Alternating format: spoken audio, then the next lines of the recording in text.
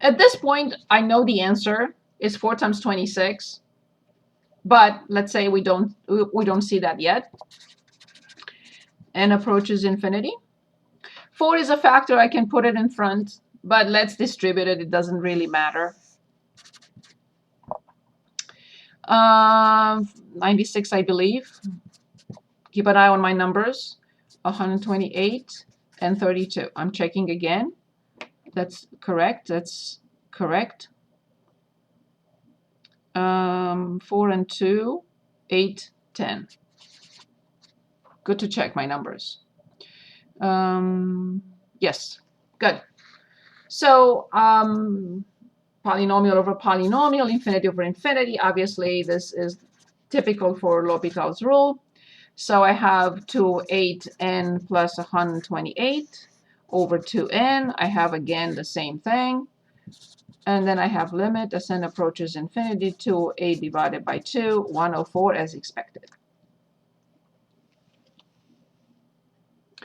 The calculations are not difficult. They're cumbersome because you have to be careful and replace by the correct identity.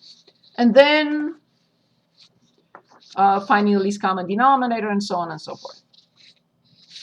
If somebody teaches you a different method and you understand it, I think that that's very clear, but if you know a different method that works, I accept it. Other questions for me? Anything else that you worked on? Anything that you need help with? Anything? Anything else? Could we do another example just like this? Yes. That doesn't make sense to me. Did you watch the last video? The video for this? From last class? Yes, I did. Okay, and awesome. I tried to follow the same similar steps. Okay, you make up a function, any function you want, and give us an interval, anything you want. We can do something like this again. 2x cubed plus 5x plus 1. Okay, perfect. And the interval, awesome. 1, 2. 1 to 2? Yeah. Okay. This will be a more involved situation. You'll see in a moment why, but that's okay. We have to see at least one. That's fine. So we need 3 preps. So remember the area, the exact area is the limit as n approaches infinity from delta x outside and the sum of xi from I equals 1 through n. So prep number 1 is delta x, which has to be 2 minus 1 divided by n. 2 minus 1 is 1. Number 2 is the situation that I mentioned, is 1 plus I delta x, which will be 1 plus I over n. 1, I times delta x is I over n. But now, step number 3 is the problem, because f of xi is now f of 1 plus I over n, which will be 2, 1 plus I over n to the third, which requires some work, plus 5, 1 plus I over n plus 1. Oh, so you basically plug it into... but that's what I need. That's what this says. That's why I find xi to plug it in. Okay. Perfect. That's why we need to clarify everything here. Now, this will take a little while because it's power 3. But that's okay. We need to see it. And because it has 2 terms. If it were power 3, but I would have started at 0, it would have been a blink. But now we have to... So I'm going to stop here for a second and just work on 1 plus I over n to the third power, which is 1 plus I over n squared times 1 plus I over n. When I square this, first term squared plus 2 times the first times the second, plus the second term squared, and then 1 plus I over n. I'll come back to the triangle, but I need to finish this up. 1 times 1. 1 times 2 I over n. 1 times this. Now I over n times this.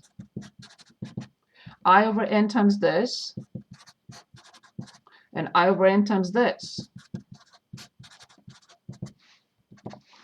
Finally, in the correct order, I to the third over n to the third. Of course, we know the formula. I can also give you the formula, but there is no need.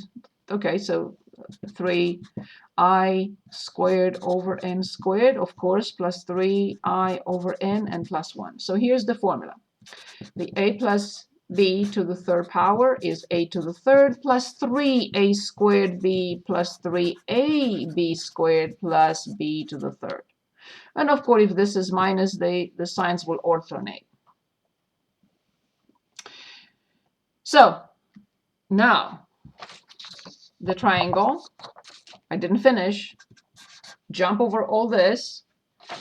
I have 2 times all this.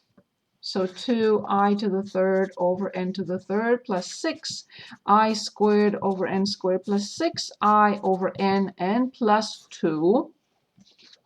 This is just this piece plus 5 plus 5i over n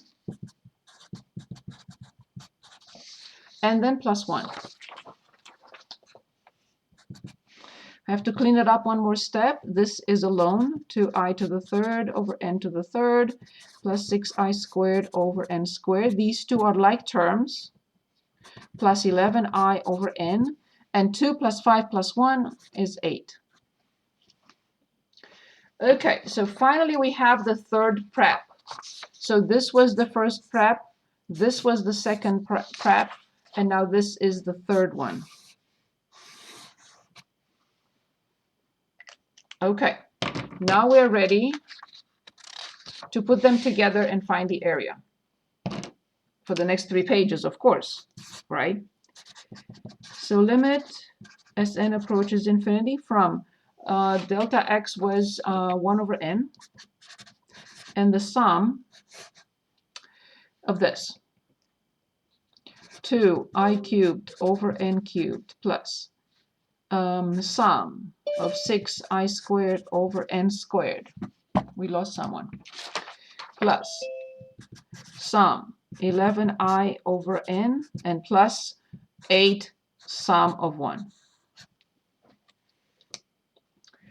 Okay, so limit as n approaches infinity 1 over n, 2 over n cubed, and I cubed is n plus 1 over 2 everything squared plus 6 over n squared, and this is the ugly one, n plus 1 2n plus 1 divided by 6 plus 11 over down. I'm sorry? Could you slow down a bit? Yes. Just remember, this is only replacing. I didn't calculate anything in this row. Okay.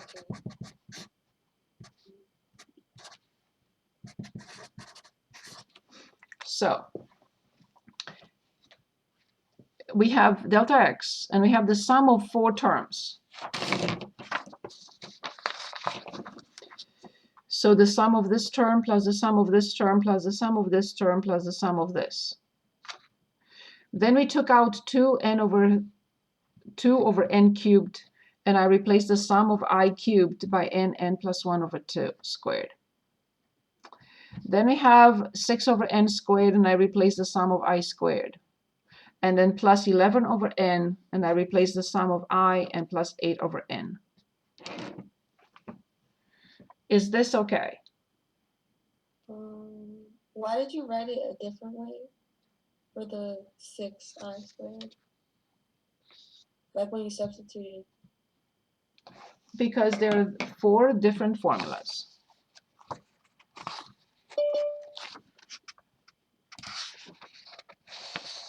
The sum of I is this. The sum of I squared is this. And the sum of I cubed is this. Okay. They're all different. Okay. Yeah, all 3 are different formulas. All 4, I should say. The I cubed is this formula, the I squared is this formula, the I is this formula, and the sum of 1 is this formula. Is this okay? Yes. Perfect. And now a lot of algebra.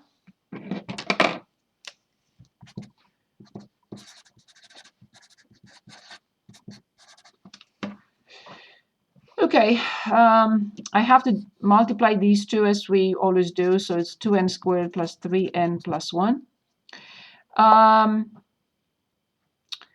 will square n and then expand this one. So 2 over n cubed times n squared, and I will expand n plus 1 squared into n squared plus 2n plus 1 divided by 4. So remember, all these three factors have to be squared. N squared is here, n plus 1 squared is here, and 2 squared is here. Plus, I will simplify the 6 with a 6. And 1n with 1n, just 1. So plus n in the denominator, and the numerator is 2n squared plus 3n plus 1. Here I will not simplify the n, and I cannot simplify the 2 either, plus 11n squared plus 11n over 2n, and plus 8n. I will simplify a 2 with a 2. I will simplify an n squared with 2n squared, and I realize now that the least common denominator is 2n.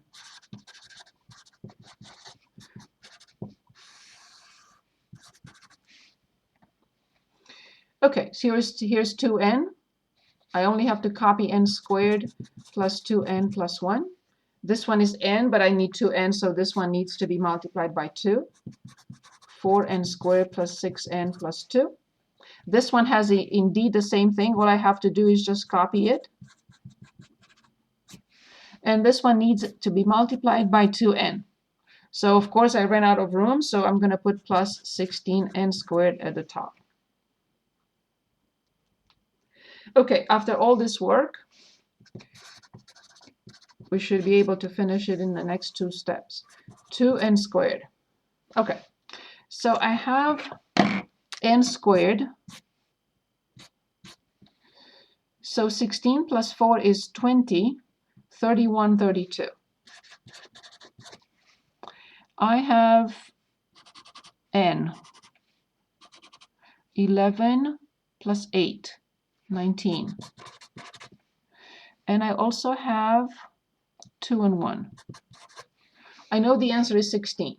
32, the leading coefficient, over 2, the leading coefficient. Let's say we forgot that. It's infinity over infinity. Then we are applying what we know from this class.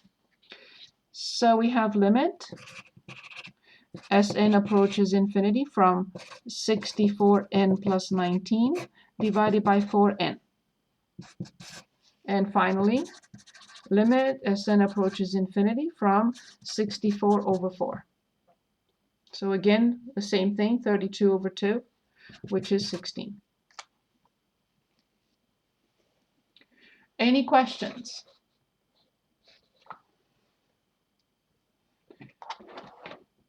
Any questions?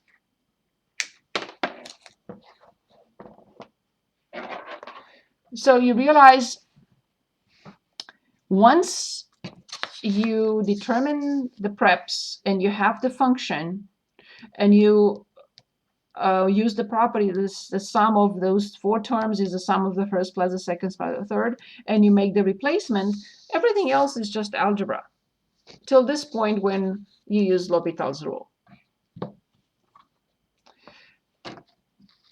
Okay, I want to make one comment about the test.